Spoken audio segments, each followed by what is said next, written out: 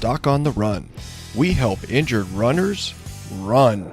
All right, now look, faster means faster. It means making decisions quicker. And forward means you and your doctor are making decisions more frequently so you can shorten the recovery time and move forward towards running and your next marathon, next Ironman, next trail run, whatever it is, faster.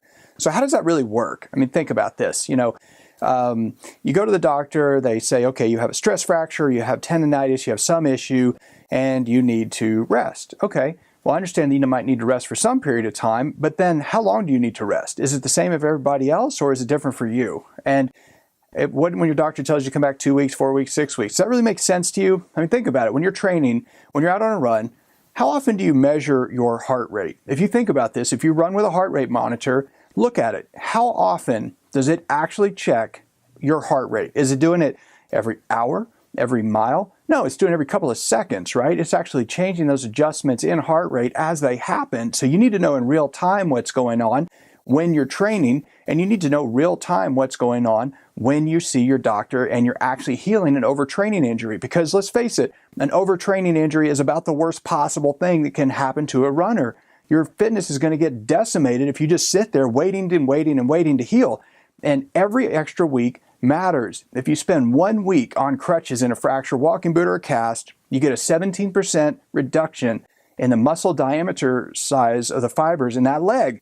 So a week matters, right? 17% reduction. If you think about that in reverse, if you think, well, 17 doesn't sound that bad.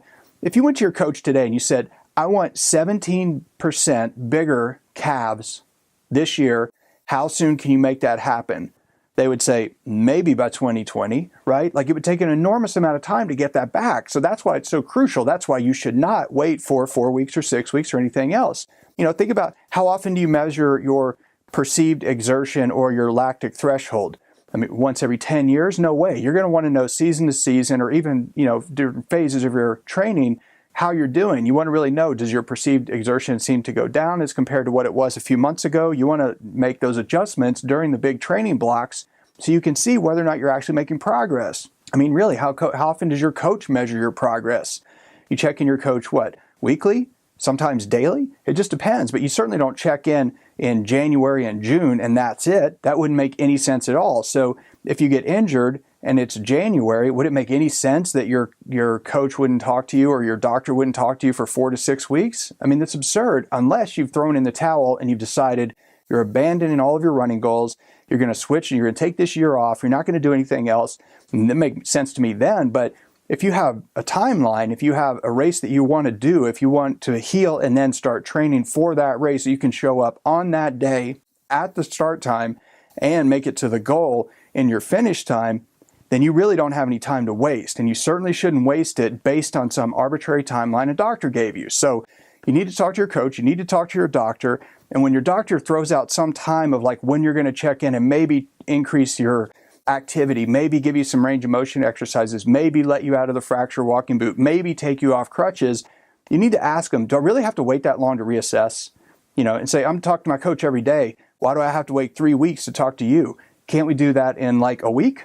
Couldn't something change in a week? I mean, try to pin the doctor down, ask them specific questions regarding, what you can do to heal faster, because, you really have to think about this. It's not your doctor's job to make it to your goal race on time. That's your job.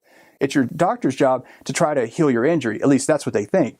The doctor's job really is to try to help you achieve your goals. But if you're not crystal clear on your goals and you're not communicating that to your doctor, it's going to get lost. And then you get on the slow track, not the fast track. So, runners really can fast forward their healing process, but that requires you doing all the right stuff. Not just the stuff the doctor tells you to do, but it sometimes actually requires you to question the doctor a little bit in terms of these timelines that seem really long to you. So, when a doctor tells you, oh yeah, this is going to take 6 weeks to heal, and you kind of like, takes your breath away and you want to throw up because you're like, oh my gosh, 6 weeks of not running, then just stop for a second, take a breath, and think about that and ask the doctor, how can we reassess more frequently so I can stay on track and heal as fast as possible? Just tell them, say, look, I really want to try to figure out how to fast forward my healing because I'm a runner. And if you communicate as effectively with your doctor as you do with your coach, you really can get back to running sooner. Doc on the Run. We help injured runners run.